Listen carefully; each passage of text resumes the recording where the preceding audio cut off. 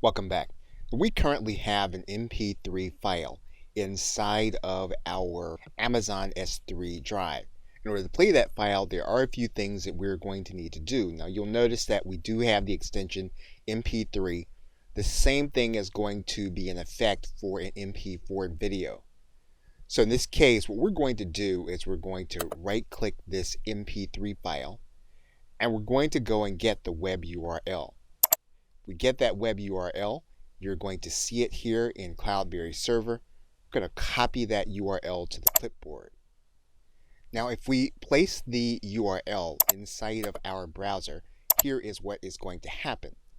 You notice that we're going to get an error message, and it's going to tell us access denied. If you were to serve this to your audience or your customers, they would actually get this message if they try to access this MP3 file. So what we would need to do inside of Cloudberry Server is to right-click the file. We're going to go to the ACL settings, and then we're going to give read access. So we're going to click read and read ACP, and then we're going to click OK.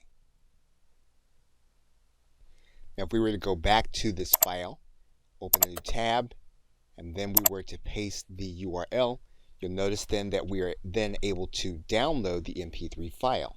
Now, so that you can see how this process looks manually, what we're going to do is we're going to disable those ACL settings, and we're going to do this manually now inside of Amazon S3.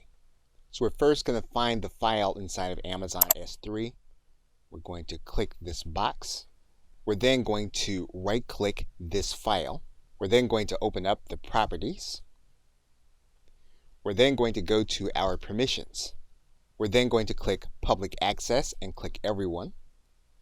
You're going to get this dialog box, and we're now going to get access to this file. And what we're going to do is we're going to give permissions to read the object.